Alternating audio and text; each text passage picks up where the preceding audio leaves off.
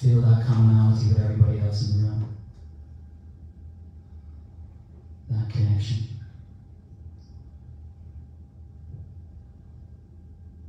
And now I invite you to stay in this heart center for the rest of the evening.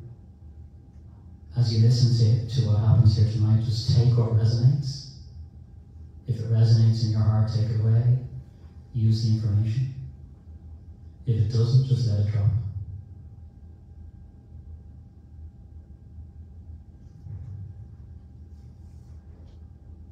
And now let that bring a big smile to your face. Take one more deep breath into the heart.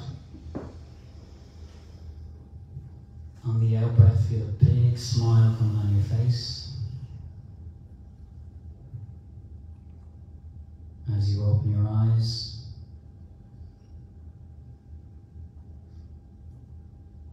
ready to go. So, Louise Delaney, how are you? Great, couldn't be better. Good, you're buzzing. Yeah. So, these books have had a big impact on me, so I wanted people to hear about them. And I think they're really gonna get out there. I get that feeling, And where I want to start is with you. So you're coming from the corporate world basically, yeah? And now you're stepping into a completely different zone, okay? You're chatting to ascended masters, it's quite a leap. And it all happened for you during the whole kind of lockdown thing. Can you tell people, first of all, where you came from, your background, and how this first kind of appeared in your life? What was the first knocking on the door? Yeah, absolutely. Actually, I was talking to a couple of ladies at the back of the room there about this very same thing, right? They're in the corporate world as well. They want to extend their heart out into that industry, let's say. So I think the two paths will converge. I do believe the two paths will converge. For me, I had actually finished up a job. We had moved to Galway, and I had a job in Galway, and then we finished up when the pandemic came along. We just decided to move back to Dublin. So it was a quiet time. Ed was still working from home, and I was, I'm studying, so I was doing that as well. And I suppose I was looking for something, to give me a lift, because the lockdown in Ireland was quite heavy, so I was looking for something, and I just went onto the internet, that I do, and I found Neil Burgess in Global Akasha, and I'm not into any of that really. I wasn't, in my previous life, I wasn't really into ethereal things, let's say. But I found Neil, and I thought, this looks interesting, and something just resonated. And I looked at a couple of the testimonials, and I just thought, okay, let's go for it, So I had a reading with Neil in Global Akasha, and he took me on a journey, and I had a very, very deep meditation, and he said, you're going to meet your guides. I didn't really believe him, you know what I mean?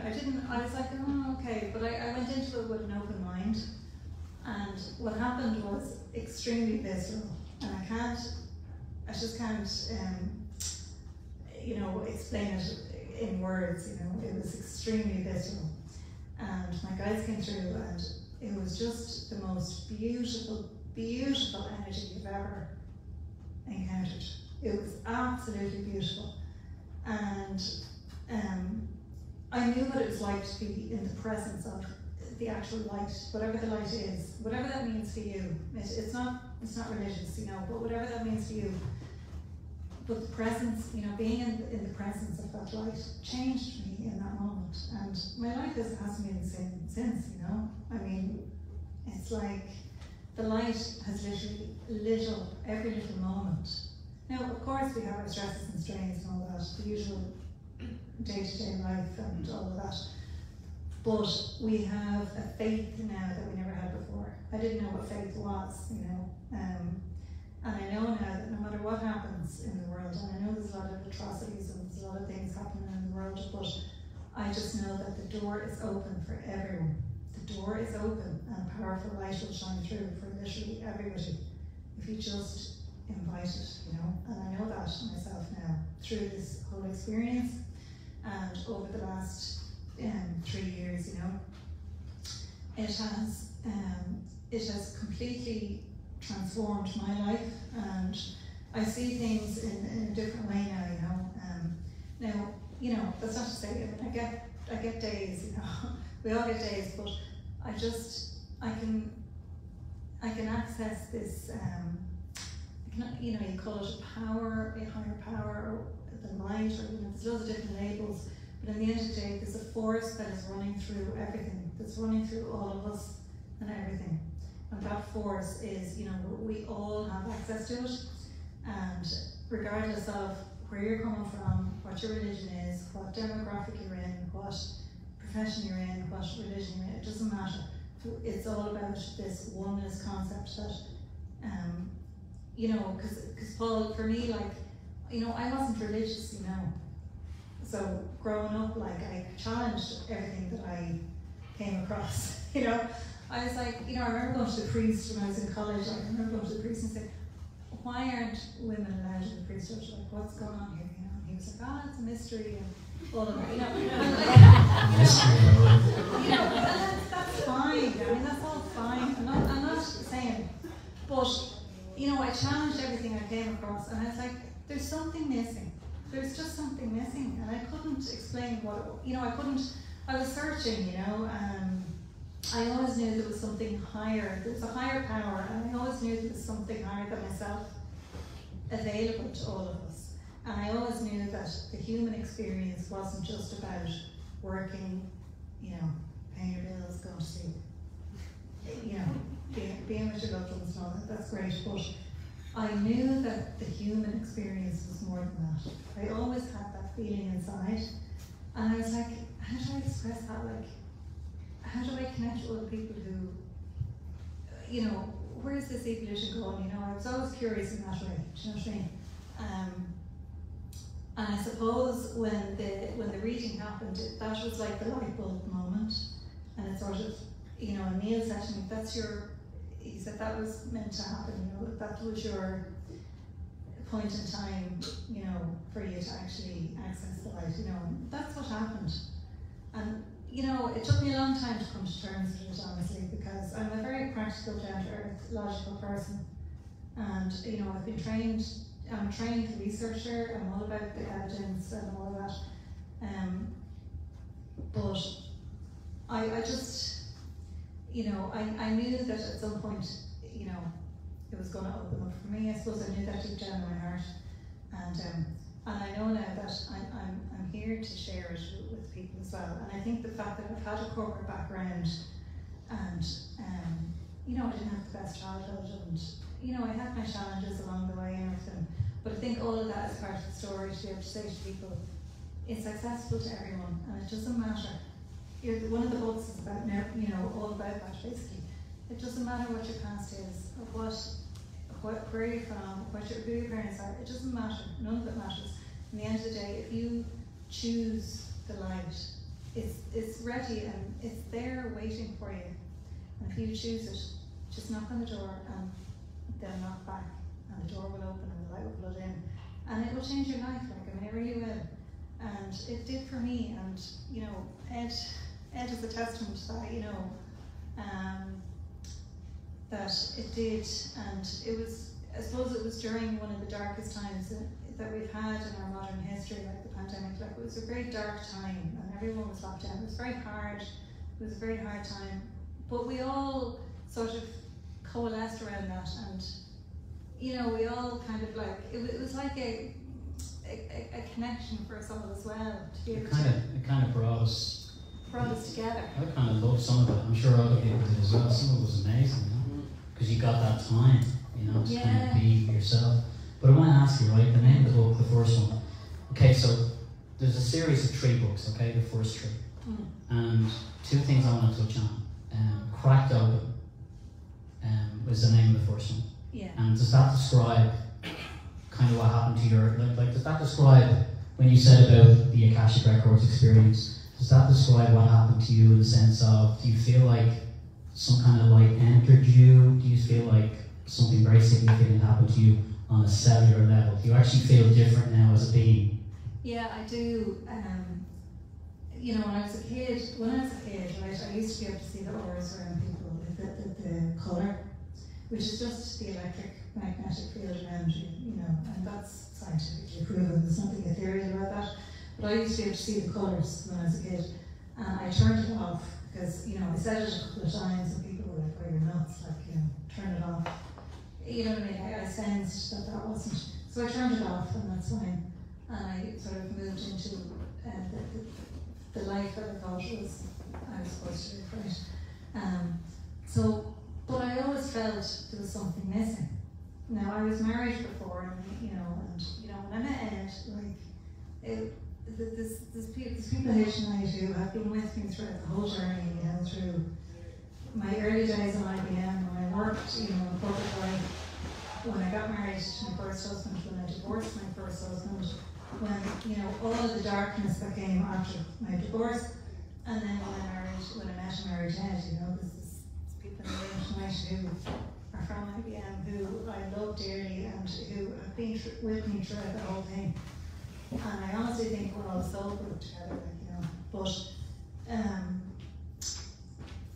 But yeah, I called it cracked open because I felt like I was a tough nut to crack. You know what I mean?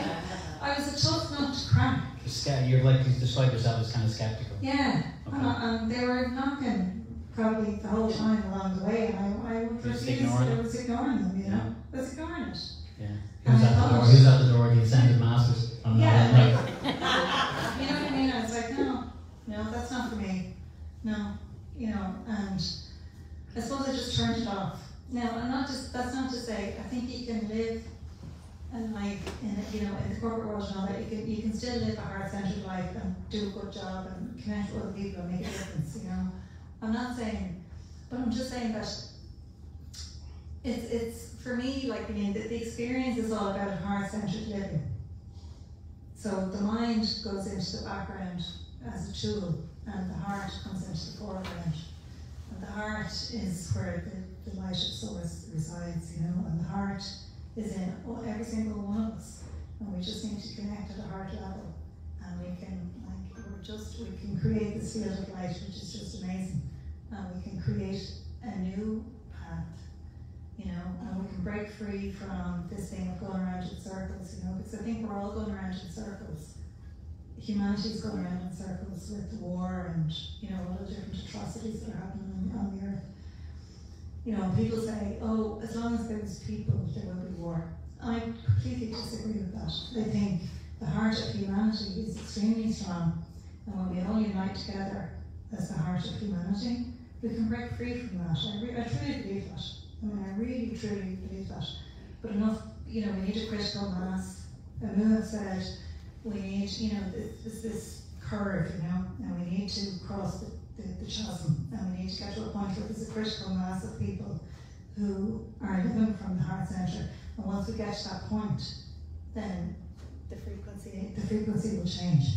And let's talk about Amu. Okay, so the name of the beings that are talking to you, Ascended Masters United. Yeah.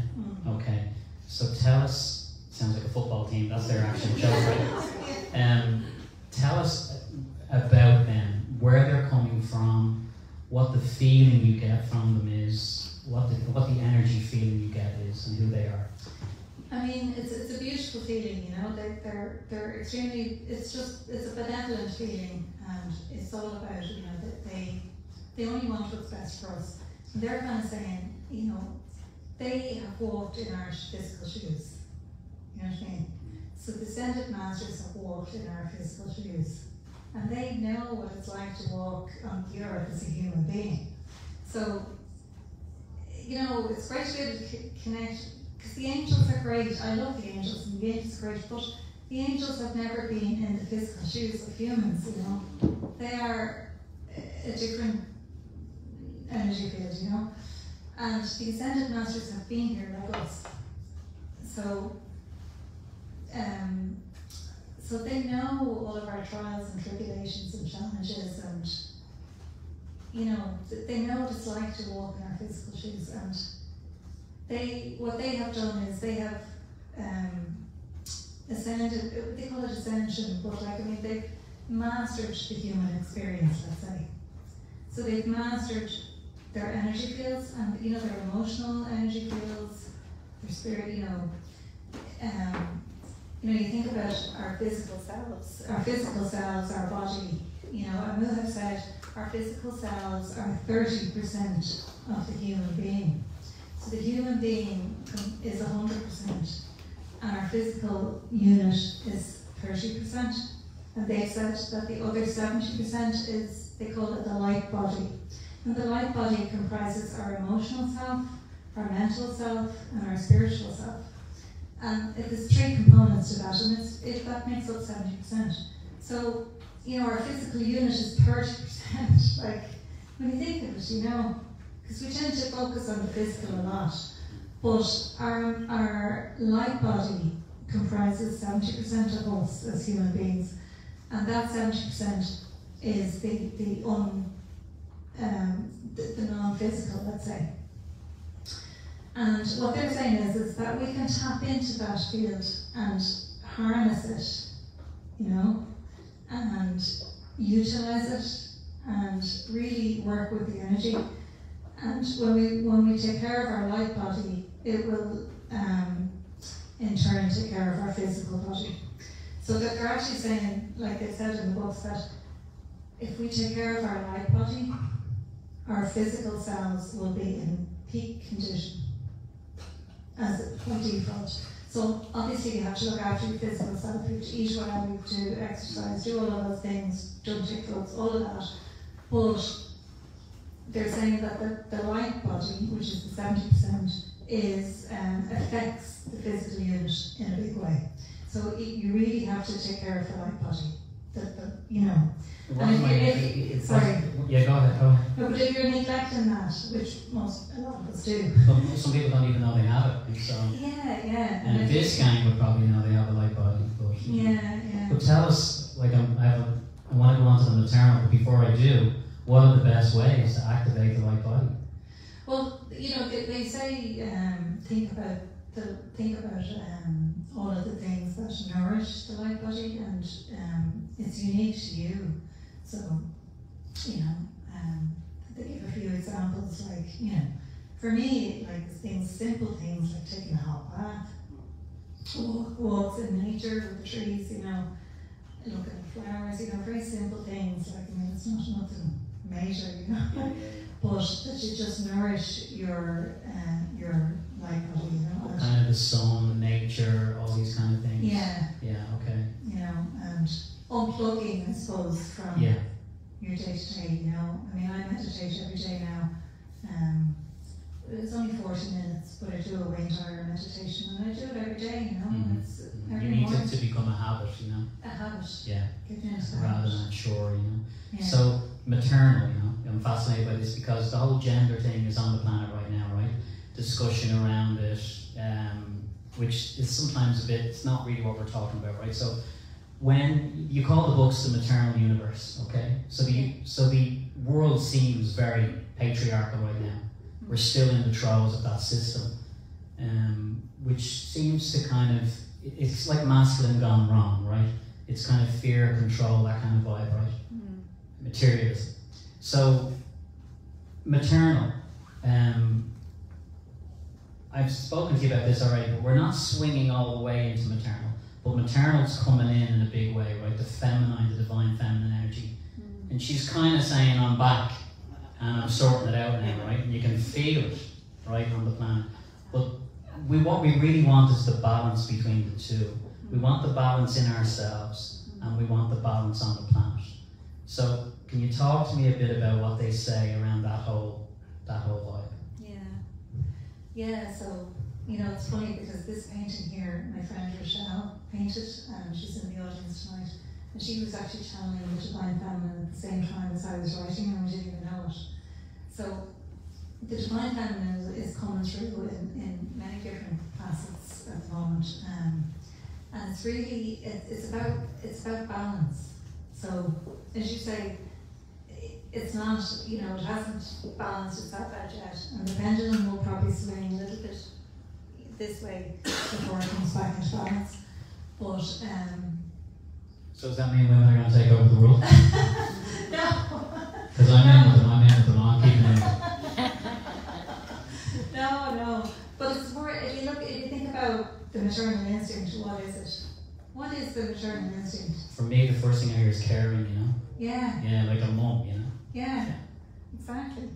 So it's this instinct to care about the other, to nurture, to support, to sponsor, to grow, to teach, to, you know, all of those beautiful things. And, you know, the title Maternal Universe came through, it was channeled through Ed. And Ed is, you know, Ed is a pretty, like, alpha male kind of guy, you know what I mean? We'll put him on next week, yeah? But he is, you know what I'm saying? Yeah. But like, it came through him. And, you know, he's had a couple of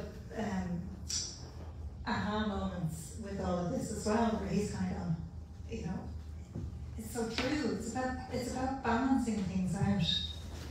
And that, you know, that it's there's a lopsided expression of energy on the planet, and that's what's causing us to go around in circles with war and atrocities and all that. And that we all have, you know, these bodies that we're in are just suits, you know, they're just vessels to carry us. We are eternal souls, you know, and the essence of us is connected to everybody else and to source, you know. And the essence of us is a combination of 50% masculine and 50% feminine. We all have those two energy units flowing through us, and it's like the yin and the yang, you know. And without that balance, things become lopsided. So, you know, if you're not in tune with that, you know, there has been over the last couple of thousand years, there has been a lopsided expression of masculine energy. And I'm not saying it's all the men's fault. I'm not saying that, but I am saying it's not balanced, and it needs to come back into equilibrium again. And I think everybody would agree with that. You know, everybody would agree with that. And it's about just being comfortable with being in tune with your feminine energy body, you know, and that we all, including men, it doesn't matter what way you identify on the spectrum. I mean, you know, whatever way you identify, that's fine. That's whatever way you feel, that's fine. But we all have this 50% masculine, 50% feminine running through us, and it's us, it's nature. You know, it doesn't matter. It doesn't matter. Every part of creation has this balance. You know, and it's, you know, that's what the message is really. Well, you come in as a man, I come in as a man, you come in as a woman. Is that because you want to have that as your kind of dominant experience, or are you still 50, you know what I mean? Yeah, I mean, I think you're still, it's a 50-50. I'm a being, basically. You're a being. Yeah. Okay. Like they said, like human beings, right? If you think of human being, you've the human part and you've the being part.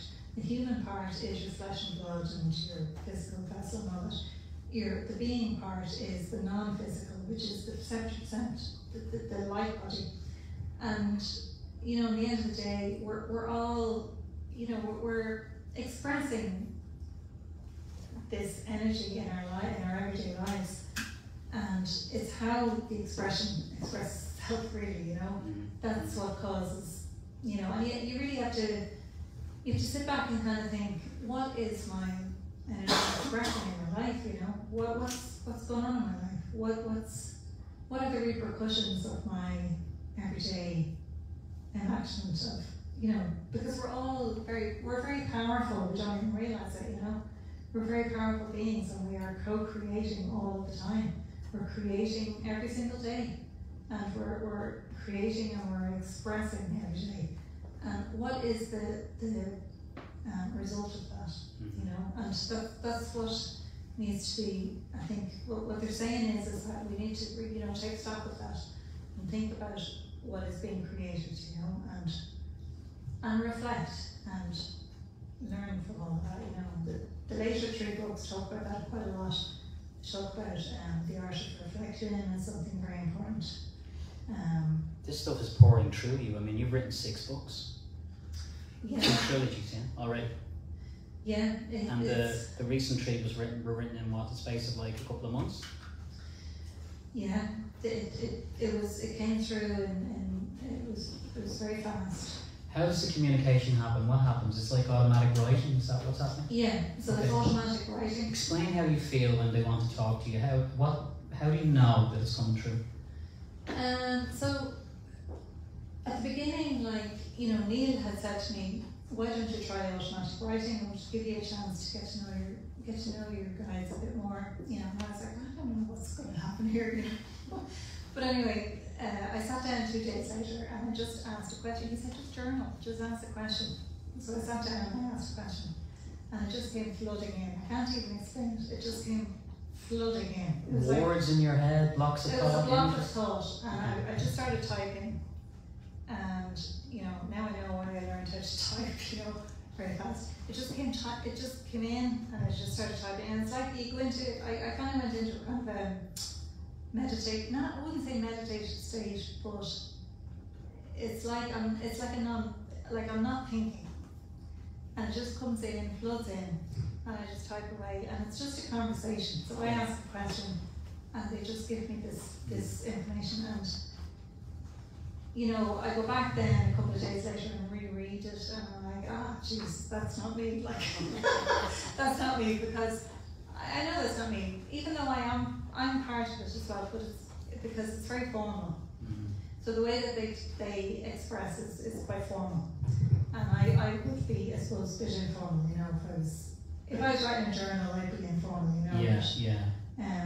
But I get a knowledge. Like at the beginning, I ask them all about the usual things in life, that we're all curious about, finances and relationships and, all the things we all wonder about. And then as time went by, probably after about 6 months, I started to feel a nudge about certain themes. So I knew, there's things coming to me in meditation as well. And I kind of felt, they want to talk about that. So they're guiding what to talk about as well. The themes in the book are, there's been about 4 or 5 big highlights for me, And where I want to go now is the Holy Trinity. Because when we were, a lot of us here in Ireland were brought up with that kind of Catholicism, And I suppose in a way we kind of reject it. Some people kind of reject it now because a lot of people are kind of finding their own way, and they don't want that terminology. But when I revisited this in the books, because you do talk to Mother Mary and people like that, and you feel her presence around. There's some amazing photographs that I've seen in your house. There's no doubt that there's an energy knocking around, blue lights and all this kind of stuff. But the Holy Trinity is the Father, the Son, and the Holy Spirit, and they have given you a redefinition of that. And they brought in the divine feminine aspect, which I didn't even notice was missing. Yeah. Because you're just so brainwashed by the church. You go, yeah, that sounds right, So the Father, the Son, the Holy Spirit, and the Divine Mother is the redefinition. Can you talk us through the Holy Trinity and how they explained it to you? Yeah, so it came in pieces. So, but they did, like at the very beginning, I remember in February 2021, when I was in that very deep meditation, I met them, and there was a symbol on the door which was a triangle, and Neil had said to me, that's the Holy Trinity, and he didn't, we didn't go into it, and I was like, what is this, like, what's going on, and as I say, I just wasn't expecting any kind of symbolism like that, but I realise now what it was. So, and they gave it to me in pieces, and they basically just said, it's incomplete as it sits today. So it's incomplete. So the church has taken, the Father, the Son, and the Holy Spirit, and imposed it onto a triangle, and the triangle is sort of helps human beings to ruminate on the shape of life on earth, right? Between the divine and the physical. And that's fine. But when you think about when you actually think about it, I hadn't thought about it either, Paul, you know what I'm saying? But when you actually think about it, there is a critical component that is missing. And that is the feminine aspect So, you know, the Father, the Son, and the Holy Spirit. They described the Holy Spirit as the glue that binds the non-physical to the physical. And this glue, this Holy Spirit, flows through every single aspect of the physical. So it doesn't matter what it is. It could be that glass, it could be you and me, it could be the flowers. It doesn't matter what it is. It goes through literally everything. And it's the pulse of the sacred. It is the creation. It is creation, right? Everything that's in physical is creation. And the sum of that creation is the Creator, or God, or whatever label you want to put on it, but it is the force, you know, the one aspect of all of it, really. And so it's like within the triangle, the Holy Spirit is the kind of glue that holds the tree together, and the Divine Mother is just at the pinnacle here. Yeah, the end of the triangle. So they literally, like, if you Google Holy Trinity right now, you'll see a triangle like that, which is the normal shape. And they turned that upside down, and they said, okay, let's invert it. They turned it upside down, and they put the Holy Spirit in the middle of the triangle. And they said it's appropriate to put it there because the Holy Spirit is the glue that binds everything, and it's at the centre of everything. And that's put it in there. And they put Mother Mary, you know, it's not about Christianity or anything like that. You know, there's people that don't believe in these symbols, you know, there's people that don't believe in Jesus or Mother Mary, you know, that's fine. It's not about that. It's about the interconnection of the divine masculine and the divine feminine in life, regardless of what religion. So they're just using those labels to illustrate, because they've been in the collective psyche of people for the last 2,000 years, for many people. So it helps people to understand, but it's not about Christianity, you know. So that's an important point. So this is open to literally everybody. And they put the Mary at the pinnacle because because the divine feminine is the point at which creation happens. And they compare that to the procreation process. They say that, you know, the women on earth, the women are the portal through which forthcoming life is perpetuated. So without women, there is no life, basically, forthcoming life. So that's why they put Mary. So without Mary, or, you know, without the mother, the Son could not have been manifested onto the earth. So Mary herself is an ascended master. She is, okay. Yeah. And I never thought of her like that. You know, I well, thought of her. We always think of Jesus as an ascended master, but Mary is kind of on the sideline in some way, Yeah. But she's an ascended master in her own right. Oh, absolutely, yeah. And they go into that in a lot of depth in the book, in the first book, and they talk about her, and they make comparison to all of the mothers on the earth. So every single mother on the earth, the role that they play, you know what I'm saying? Think of the power of that energy. If you collectively bottled all the energy on the planet right now of the mothers who love their children. Oh, power of it. The power of it. And like, it really it brought home to me the sacredness of it, and it gave me a much deeper appreciation for my own mother, you know. Like, I haven't had children myself, so I don't really know what it's like to be obviously I don't know what it's like to be a mother. But, you know, I live it a little bit through my sisters, and I can see, you know, and I can see the sacrifice and just the pure, like, everything they do, everything they juggle, and everything they do to raise the young and to sponsor them and help them and grow the next generation. And it's absolutely massive. It's massive. And it's just unappreciated in society today. It's taken for granted, you know. And I really think, like, there needs to be a much bigger appreciation for that across all, you know, all countries. You know what I mean? I feel very passionate about that. Even though I'm not a mother myself, but I feel very, very passionate about that. Yeah. And I think I will be working with mothers in the future. I do feel that. Because, you know, they have to appreciate, like, the sacredness of their role. Yeah. And everything that they do, you know. Yeah. And, you know, there's a lot of mothers and they're working and they're trying to, you know, there's so much to juggle, you know. And they hold, it's not just the physical part, but they hold the, you know, you will have heard Eckhart Tolle talk about the pain body.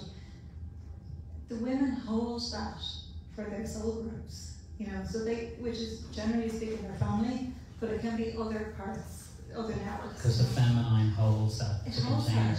Okay. Yeah. You know, when a woman has a menstrual cycle, like, I mean, they talked about that as well. It's all about cleansing the fields. I mean, there's so much involved. There's so much involved that we don't even think about. I'll come back in the next slide. I'm happy enough as I am for the moment. So. Well, hats off. I mean, my God, yeah. All the mass. Yeah. All the women. Well done. Well done, Tom. Goddesses. Yeah. Okay. So, manifestation, right? That's what I want to talk about. Because, I mean, I've been around the block, and I really liked Abraham Hicks, what they said about manifestation. That the only thing you have to do really in the equation is be in a good mood. I kind of like that, right? Because I can be in a good mood. And I listened to Abraham for ages saying that, and then it would work, and then it wouldn't work, and certain things it would work for. But what I liked about the way that it comes across in the books from Amu is that they, and people are probably familiar with Abraham, yeah, and Joe Dispenza, people like that. So we've heard many definitions of manifestation. This is the best one I've heard, right, from these guys. This is really good. So they use the chakras to explain the different frequencies that you need to inhabit in order to manifest something in your life. And the first one they said was you go into the crown chakra and you intend what it is you want, right? So you just state it out there and actually activate the crown as you're doing it. And then you go into the heart to feel the emotion of what it would be like if that was to manifest. And then you go into the base chakra, because that's where you create from. That's your power, right? Mm. So you've got your intention, your emotion, and your base power, okay? Yeah. And that's the Holy Trinity, right? And it's surrounded by the Holy Spirit as well. So that's the way I explained it to myself when I read it, because I nearly fell out of bed reading that. I was like, because I thought of the intention before, the heart, but I haven't thought of the base, which is where we you know, that's where we create life from, you know, our sexual energy. Yeah. So, yeah, I suppose tap into them now and tell everybody how to manifest wherever they want in their lives, and give them the formula. So did I get that right? Is that where it goes? Yeah. So, you know, like, you know, you're reading all these different things, and, you know, there's people talking about, you know, like in yoga, they talk about the 7 chakras, and there's people talking about, you know, as we expand as human beings, you know, there's more chakras. So some people talk about 15, 16 chakras, whatever. But they really just boiled it down, and they just said, look, there's only really 3 that you have to really focus in on in terms of the creation process. And they are your crown, your heart, and your base. And the crown is the you know, it's above your head. You think about a crown on your head, you know. But it's not just for monarchs, you know, it's for everybody. So the crown is your dealing with the portal. So you offer an intention, or you say a prayer if you want to, you offer an intention, the energy goes up through the crown, and then it comes back down again straight away. So there's no, you know, there's no prayers unanswered, there's never any intentions unanswered, you know.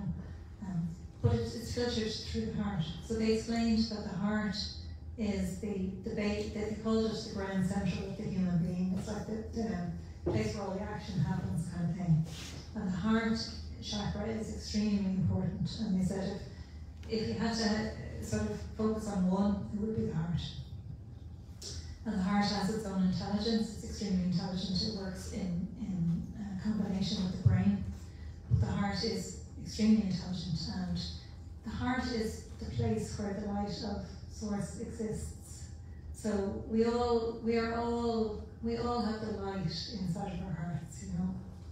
And it's when we connect on a heart basis with other people that we feel that connection really strongly, you know, because the lights are connecting. So the heart, and you have to work on your heart. It's a constant thing. You have to work on it all the time and keep it in a good spot. And we talk about that in the books, what you can do But forgiveness is a big thing, huge, big key. You're just thinking, what's the key?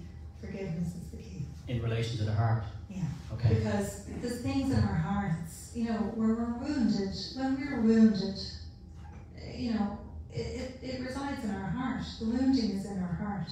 When we're wounded, and we're all wounded through life, But but they're saying that the forgiveness is the key to unlock that and to try and move forward from that. And once your heart is open again, the energy comes straight down, straight through, and transits straight through. And, Earth was meant to be a mirror of heaven. Earth is meant to be a fantastic place to live in, That everything that you desire in your life is you can create, and it doesn't depend on anything else. It's just that energy coming down. And then the base chakra is, they talked about that as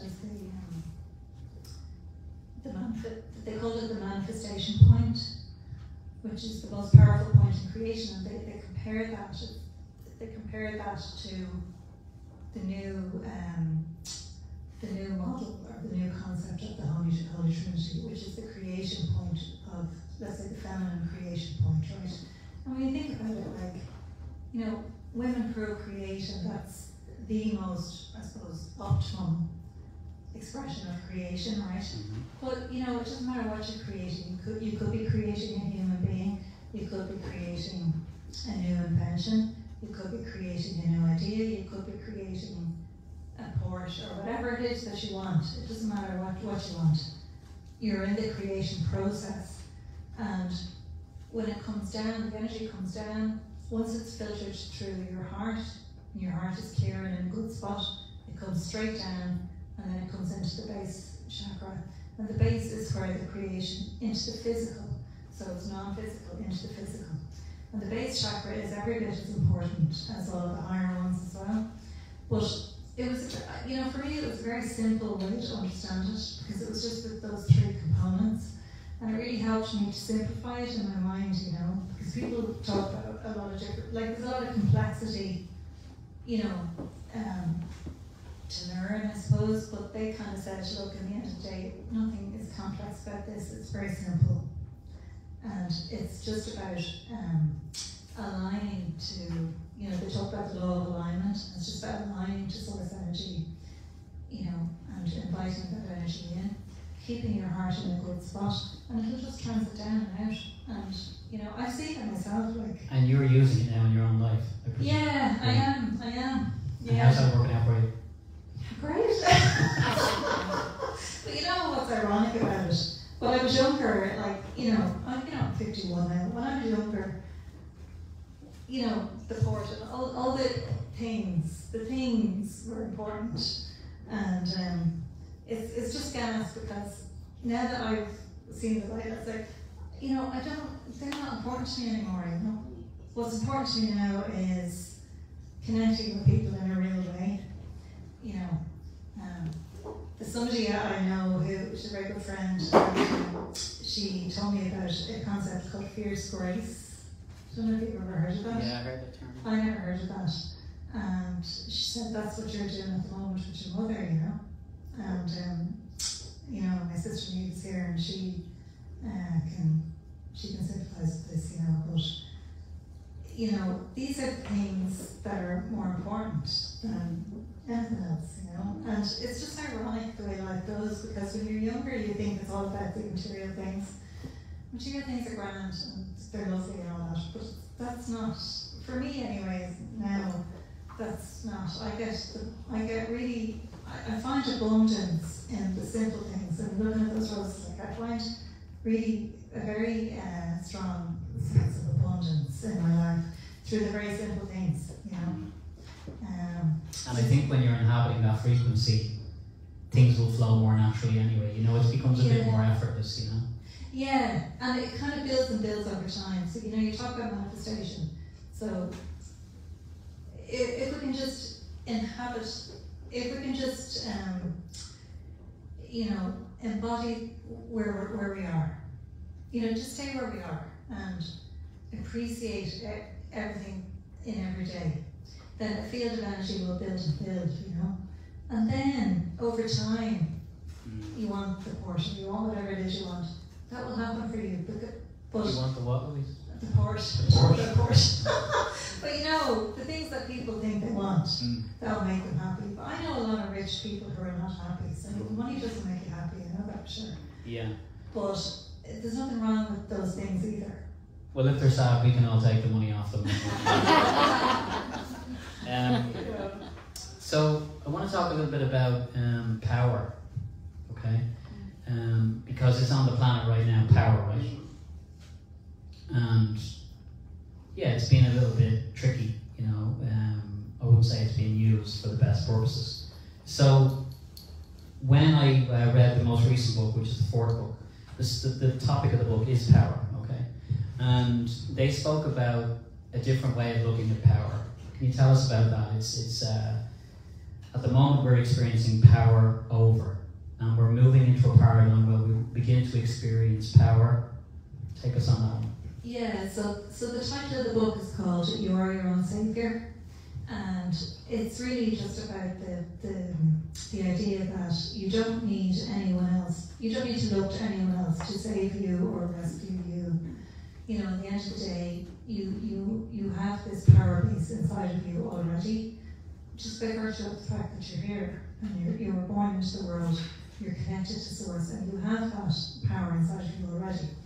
So, you know, you see yourself, like, you know, on social media, different channels, you know, you kind of go, people kind of latch on to the notion that somebody, you know, a political figure,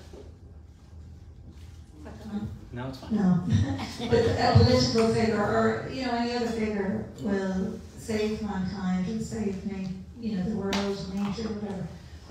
But I suppose the idea in the book is just that we don't need that, you know. The overarching theme of that book is the notion of individual empowerment. So we are empowered ourselves, and we don't need to look to outside forces, you know, to when we make our decisions in life about our lives and whatever it is that we want to do, you know. So yeah, they do talk about you know, institutions, you know, different systems that are on the earth at the moment who have garnered, you know, a lot of positional power, let's say, over the generations, you know, and have expressed that in a power over situation. So, you know, they used examples. So let's take racism as an example. So, you know, for many generations, it was perfectly acceptable by the majority to enslave people with a certain pigmentation in the skin. You know, and that was perfectly acceptable for many people. So there's this thing of power over. And they're saying now is the time, you know, where all of those paradigms need to completely and utterly dissolve, and we need to move forward with a foundation of equality. And I talk about equality, right, a lot. Equality is a huge theme throughout all of the books. And they more or less say that just how racism was an abhorrent and absolutely atrocious thing that happened. There's other things that happen in everyday life when we look through eyes of difference. So when we see other people in, you know, what's different about them, and we weaponize that, or we use that as something that's different to us. You know, at the end of the day, we are all the same on this earth. We need to start seeing with eyes of light. And we need to start seeing each other from our heart centre and connect with each other from the heart. And forget about the differences. We are all unique on this planet. And if we can just love one another and treat each other with respect, despite our differences, then we can move forward as a collective, you know. We're going around in circles through all of these differences. And yeah, we're all different, but in the end of the day, we're all unique. Of course we're going to be different, you know. But it's this notion of power over it. You know, some people decide what is the norm, and whatever is outside of that norm then is different. and demonised, you know, and it's that they're saying we need to move forward from all of that, you know. So and how do we do that? Is it turn the other cheek? What is it? How do we, you know, the whole planet is based on separation, you know, how do we move into this oneness? What yeah, so unity is a big theme. So you know, this thing of unity. So we need to unite, you know, as a human family, just unite. Just on that basis alone, just like a human family. Just on that basis alone, you know, and you know, their name Ascended Masters United is really part of that, which is the invitation is open for all of us to connect into that energy and just unite as one human family, you know.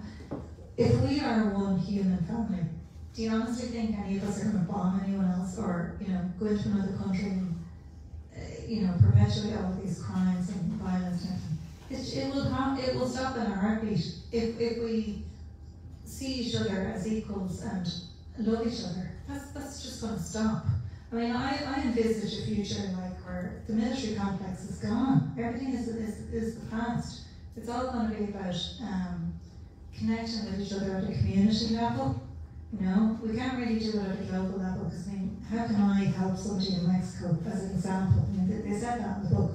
How can I meaningfully help somebody in a different country? No, I really can't. But if you work at a community level, you can. There's so much we can do together at a community level. And then if we're all working at a community level, it sort of lights up and it all connects. Little frequency field, yeah. Yeah. You know. Okay. Yeah. So we're kind of, well, how long are we now, Brandon? What time is it there? 10 to 9. 10 to 9. So we'll do some questions now, I think, yeah? Right. Do you want to read a passage from, because you wanted to read something from the book, yeah? Yeah. You think it's a good time to do one of those? Yeah. Yeah, okay, we'll do one of those and then, anybody got any questions? Show of hands? Okay, we'll just go on now, I suppose. One down there, yeah, I'm sure they'll start to emerge. We'll listen to a passage first and then we'll go to questions, yeah? Yeah, okay, so in meditation this morning, they actually kind of came through really strongly about this particular passage, and it's in the second last book, which is called Never Too Late, and there's 3 books in the second book series, which is called the Golden Envelope book series, and it's really about the notion of that we all have a golden envelope on our desk of life, let's say, and we have a golden invitation in there to, you know, to walk together and to create a new a golden future, really, which is going to be really nice, you know. So anyway, this excerpt is called Lighthouses in a Sea of Darkness. So I'll just read it. We wish to discuss the role of modelling in one's life, that which has been learned about the light, so that others may learn from one's example. We utilise the analogy of a lighthouse to illustrate. Acting as a role model for the light is the next step. Following a deep understanding, a reflection, a learning, and growing of the self that results in transformation of the self. Transformation is an inevitable byproduct of these processes. As transformation takes place, one's appearance to others alters. One appears to shine brighter, smile broader, laugh louder, as one embodies the light. So, as one's transformation becomes visible to others, one has an opportunity to act as a role model for transformation and embodiment of the light. It is never too late for transformation and embodiment of the light. Transformation as a process runs along a parallel path with the ascension process. Ascension is essentially living in the light, embodying the light, sharing it, and proliferating it. Transformation is the process one has undergone one or two steps before the full embodiment of the light has taken place. One may model the light as though one models any other precious garment on a catwalk of sorts. One may flaunt it as a prized possession, resulting in it dimming itself for a while to allow space for a return to the original light. Reflection is necessary in this case to rectify matters. One's light is not intended to be flaunted as a prized possession in any egoic fashion.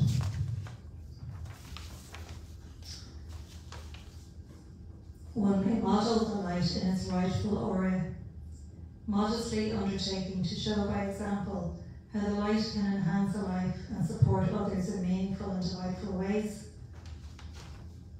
As one embodies the light, there will nevertheless exist a temptation to show off the light, so to speak. As one's lifestyle improves as a consequence of the light in one's life, one may be tempted to enter a state of conceitedness or other egoic state. We say to you that this is the exact opposite of the true nature of the light. This must be remembered so that one is aware of these temptations and the essence of the light is not forgotten. The light does not wish to cast a shadow over another. However, a shadow may be the consequence of the light by virtue of its proximity to the object of its attention.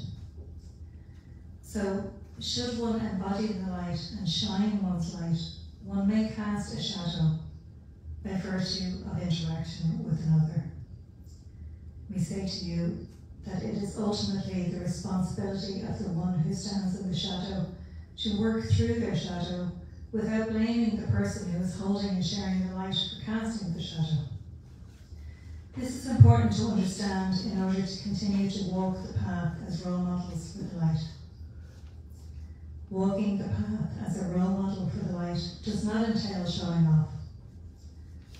Walking the path as a role model for the light does, however, entail a continuous shining of one's light, regardless of how many shadows have been cast onto other people. So, regardless of other people's reactions to your light, you must remain steadfast in modeling the light and standing in your power as a role model for the light. Acting as a role model, as once embodies the light, is essential in order to show, by example, a possibility for other people. By shining your light, you proliferate it in ways that cannot be adequately described.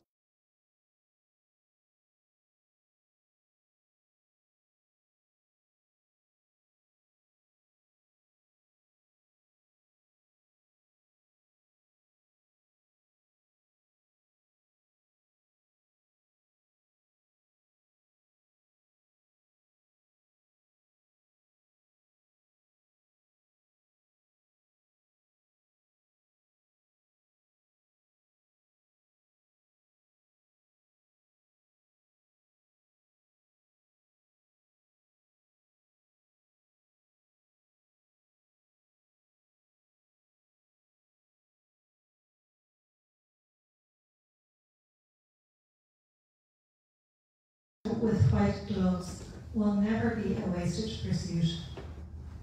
As one treats one's shadow with white gloves, one steps further along the golden pathway by default. So, as you can see, even the most seasoned and skilled ascended master walking the earth must deal with their shadow. Returning to the concept of lighthouses, you will now see that as one shines one's light and is shone upon by others, a symphony of varying light octaves takes place in any one moment, offering opportunities for learning and growth. As you personally stand in your own shadow as a result of another casting their light upon you, we sincerely recommend you hold steady, remain still, and accept your shadow as part of you. Then make a decision to treat it with white gloves. Similarly, as you shine your light and cast a shadow upon another, resulting in a reaction from the other that makes you uncomfortable, we sincerely recommend you hold steady, remain still, and accept the shadow as part of them and not you. Prayer or intention, if you prefer to call it, will assist with this white glove treatment of the other's shadow. As you pray for the other or set your intention to offer the other support via your light, you assist them equally as well as if they were praying for themselves or offering these attentions towards themselves. Nearly finished. They really wanted me to. That's the whole book, nearly, was it? They did want me to. I don't. Anyway, it's nearly finished. Do not worry about how many shadows are cast during these processes. The key is to understand that varying degrees of light operate inside of one container, that is Earth, and one must become skilled in managing these contexts of light exchange that arise as one interacts with others in one's life. Family relationships and other relationships, close relationships, will inevitably trigger these light exchanges on a frequent basis. This is why so many family members fight with one another and find it difficult to overcome their differences. We say to you that it is these very close family relationships that one has the opportunity to leapfrog their growth and ascension processes. Should one decide to hold these contexts in their awareness as golden opportunities for growth, holding the intention to manage their light body effectively, one will accelerate the mastery processes and make significant strides of growth. So this is the last line. We say to you, shine your light with all of your might in the knowledge that you assist all boats to see you once again. With love and light and love.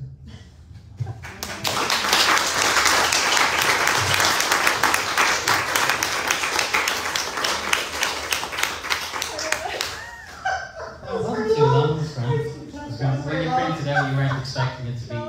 I felt like we were sitting at a fire, you know. It was like get cups of tea and scones. Does it all feel like lighthouses now? It's a nice analogy, though, isn't it? Yeah. It kind of helped me to understand. It helped me to understand the whole thing of the different octaves of light that are in operation on the Earth, right? And it helped me to understand. My own shadow, you know. So when somebody is shining their light on me, and I'm feeling uncomfortable. Now, is that someone annoying you? Is that kind of what you're saying? You're saying it in a different way, but you kind of get annoyed, you get triggered, right? You do, because they're triggering inside of you. Yeah. What's in you? What needs to come up? Yeah. It's in you. Yeah. It's not them at all. Yeah. It's in you. And they said, like, once you do the inside work, the outside transforms automatically.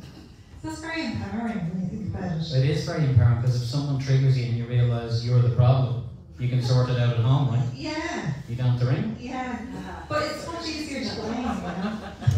Isn't it? It's much easier to blame. When you do the blaming business, then you're in an argument with this person, and it gets magnified. Yeah. So you're the problem in this, yeah?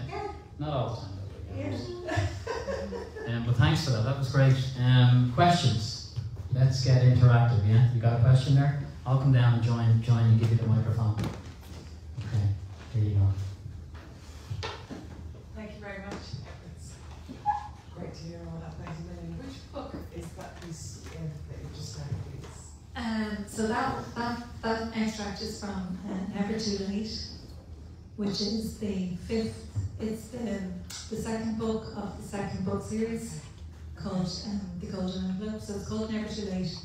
And it's really about, like, it's never too late to turn towards the light, regardless of your age or anything else in your life, you know.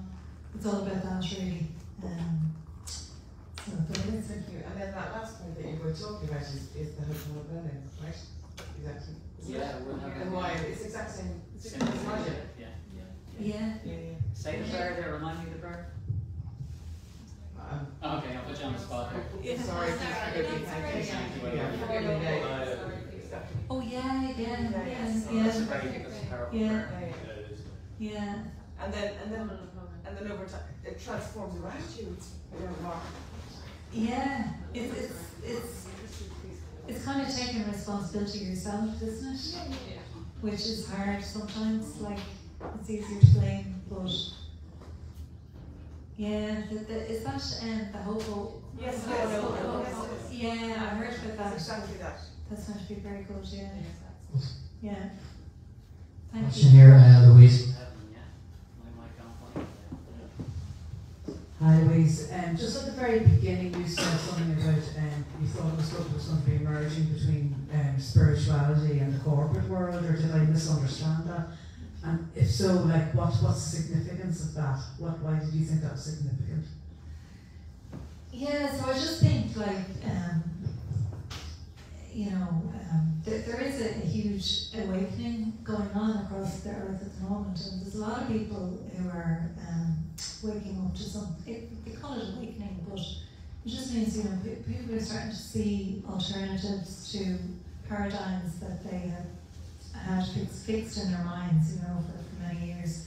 And they're starting to see different angles and different ways of looking at things, And if you think about corporates, like they play a huge role on the earth, and they have a lot of they can do a lot, they can they have a lot of influence, and there is a thing, corporate social responsibility, which has come up as a big thing, in the last 5 years, 6 years, and I think a lot of companies are really taking that seriously, and they're trying to be responsible, and be, think about the society that they're operating in and how what they're doing is affecting society. So corporate social responsibility, and I just think we're going to see, I don't know, I feel we're going to see like a kind of a convergence, because there's people in the C-suite in big corporations who care a lot about the planet. They care a lot about what imprint they are making on the earth, just in their own lives, as well as being holding a C-suite position, But a lot of these people are very bright, very bright minds, and I think although we may not see it necessarily, and we might look at it with cynical eyes, at times, but I do think we should give the benefit of the doubt and look at what is going to happen. I think there's a lot of good work that goes on as well in these big corporations, and at some point we will see a convergence, and we'll see corporations begin to embrace their own heart centre and their own, like our entities, corporations. Yeah, and I think they're going to start to realise their own soul and what it is that they want to imprint, what they want to create, and I'm optimistic about that, honestly. I know at the moment, like, you kind of look at big corporations or whatever and be a bit cynical, but I'm optimistic about that. Like, there's a lot of very good people out there working as well, so I think the frequency on the planet is, when we reach this tipping point, it will affect everybody, including big corporations, That's just what I feel, Well, have you got more experience, obviously, you've got experience from inside, where you've seen that potential then. I mean, that's a great thing, because that's the only way, it's the people then inside the organisations who will raise the frequency. Yeah, exactly. Yeah, absolutely. I mean, that's very hopeful. Like, yeah. I wasn't asking to be picking holes, but taking corporate responsibility, like, it's like greenwashing, like in the environmental. That's how, from a cynical point of view, one would perceive it like that potentially. Yeah. But it would be exciting to think that the people within are the instrument for change of those entities. Yeah. Like, I suppose, I have 22 years working in corporate, and 20 of them were in a big company that I had really good values, and I suppose I was lucky in that sense. But and there was another two companies a bit smaller, but similar values, good people. I'm optimistic about it, honestly. It gets, corporates get a lot of bad press, but it's important to discern, for us to discern in our hearts ourselves before we believe what we read as well, I do think there will be a convergence at some point in the not too near future where companies, just as entities like ourselves, any other entity, will, as you said, the people inside who are, doing the work will transform the entity itself, I do think that, Question here from Emily. Hi Louise, thanks a million. I was curious if Amu had said anything about the frequencies that are being activated on the planet, specifically the frequencies and the impact that they're having on our physical bodies. Right, so in this upgrade process, everything is speeding up. Yeah, curious, thank you. Yeah, so thank you for your question. So I've been sick on and off over the last couple of years as well, just with flus and different things, and they've said that that's part of the upgrade process, that as you move to the next kind of level, you start to shed physical symptoms and stuff, so it's a good way of looking at it. Every time you get sick, it's a good thing, That's how I looked at it, I was like, we have the flu, it's actually a good thing, but I don't know, maybe they were just trying to make me feel better, but no, I do think that the physical vessel itself will, they've talked about, some of the later books have talked about, as the light increases, the physical body itself will become finer.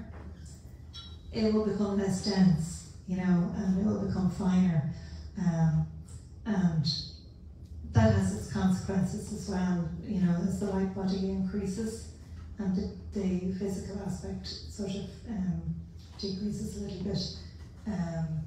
But they've said that when your light body increases, you become immune to biological threats and other things like that. So you thrive, as your light body increases. So they talked about that a little bit, but they didn't go into that a whole lot. But just they did say about the physical unit becomes finer as the light body increases, and it's a positive, it's a good thing, Louise, I have a question here from Doug. Hi Louise. Firstly, by the way, I think your books sound amazing, and if you haven't done an audiobook, I highly recommend it because you've got a beautiful voice as well. Just one of the things you mentioned earlier on was manifestation, and I always say if you think about it and you think about it, you bring about it. And I also say that your word is your wand, and the sentences you say can sometimes be the sentences you condemn yourself to. So obviously you're talking about the crown chakra, the heart chakra, and the base chakra, but I would say, just in my viewpoint, that would come from your higher self. That would come from the ascended master who had no ego. Whereas obviously we all got egos here as well. And we all seed our subconscious mind with flowers and weeds. And sometimes we need to seed as many flowers in there as possible to make sure we manifest what we want rather than what we don't want. So, do you mention in your book at all, in terms of the power of the word, as it says in the Bible, man cannot live on bread alone, but by the proceedeth that everything comes out of God's mouth, which is basically you as God, when you are your God-like self. And when you're your ego self, in terms of a sense of fear, I believe that you can create shit in your life. So all of us probably do. So, in terms of that, do you think there's a missing part of the formula in terms of voicing what you want, in terms of, people have to be careful not to say double negatives and say, I hope this doesn't happen, and it happens and stuff like that, if that makes sense. Yeah, that does make sense. Personally, I feel we're here to experience the full spectrum of the human experience, so it doesn't just involve all of the good things, there's also the other things, So I think about the journey I'm on with my mother, and she has Parkinson's and she's declining, and there's a lot of issues, and I'm on that. Myself and my sisters are on that journey with her, and it really is. It's that part of humanity that is. you might say it's unsavory, or it's, you know, you'd wish it didn't happen or whatever, but it is happening, and we're there with her in every moment on that. And I think that's equally as relevant as the very positive and joyous experiences we have in life as well, you know. So, you know, when we say certain things, I mean, I wish, you know,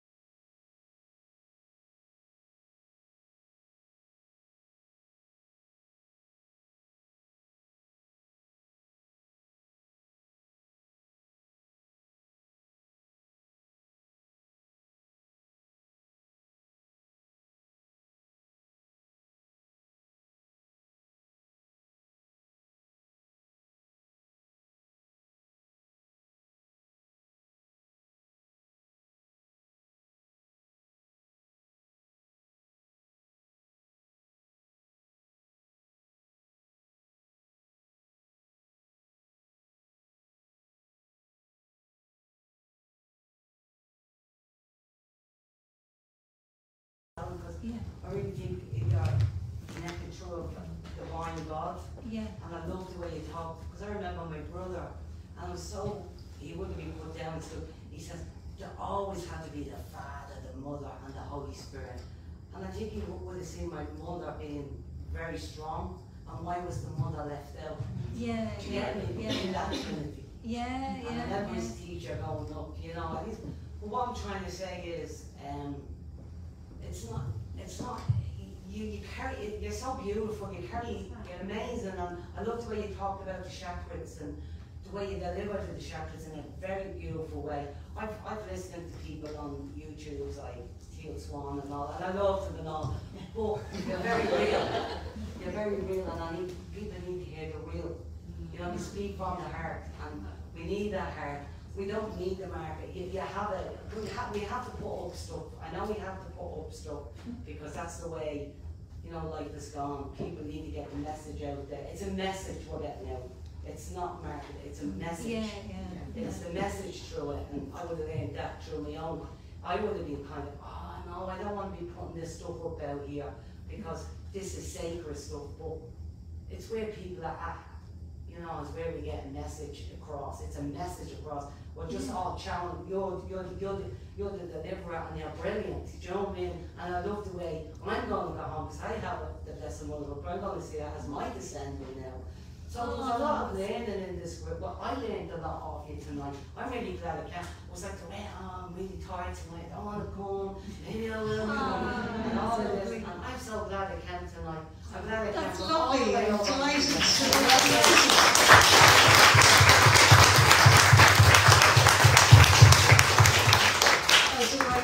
Well, that's the power of community, isn't it? That's fabulous. Thank you so much. It's better crack out there, isn't it?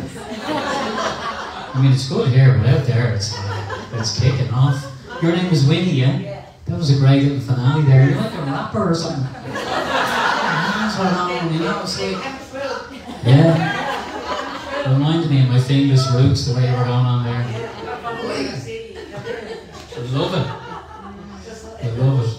So we're just gonna, I think we're gonna finish now. We're nearly there. So before we finish, just one thing to mention about the marketing thing, because that was a big, that kicked it off. Victoria Mary Clark always kicks it off. So who do we have behind us with the marketing? Right, we have the divine, right? Now you don't need Facebook when you have the divine. I mean, I'm doing this a long time, and like stuff just happens when you get into that flow. So it'll get out there. You know, and I feel with these books actually, I feel these books are going to really go places. I really do, you know. Everybody should read the book. They didn't like talk about marketing. They didn't even bring the books to sell them tonight.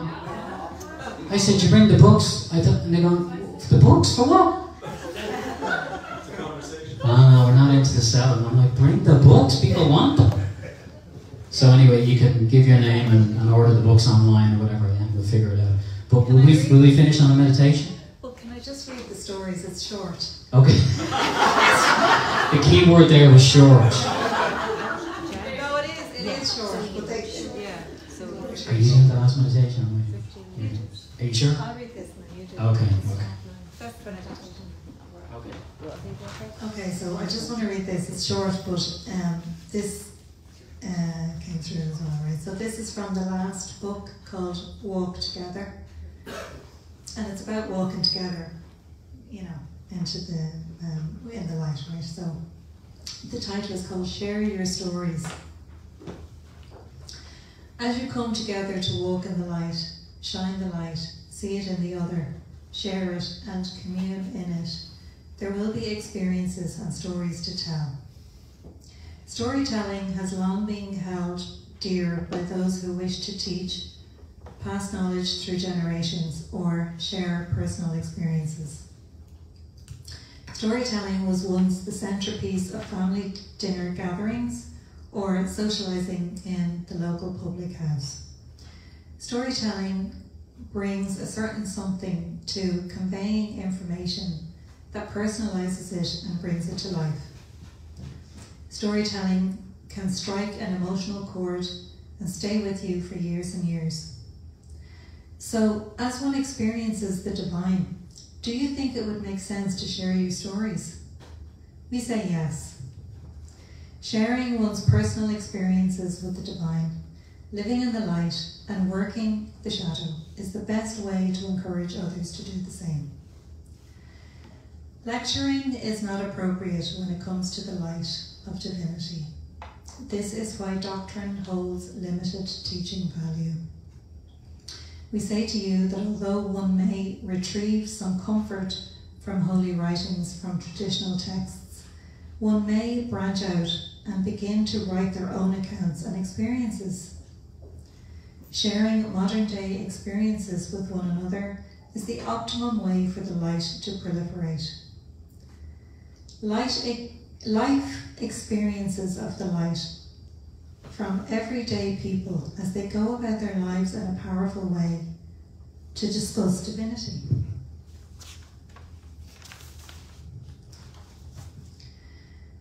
The documentations from 2,000 years ago are wonderful and may be augmented with modern day experiences.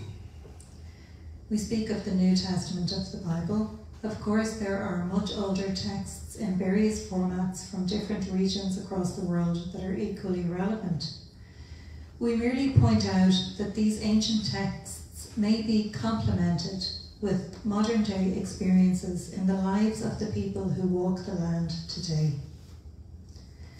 It is even more powerful because it demonstrates the relevance of the baseline teachings and renders them timeless.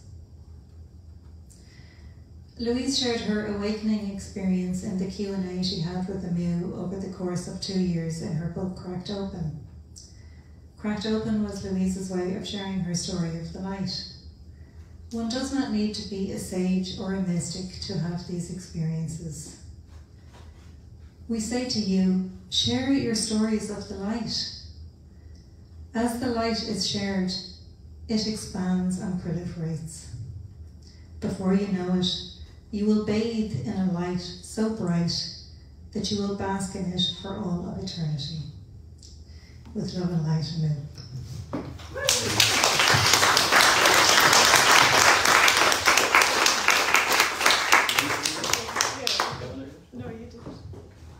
So we're going to finish on this meditation, and this is a good one. I mean, I do them every week, but these guys are good. So,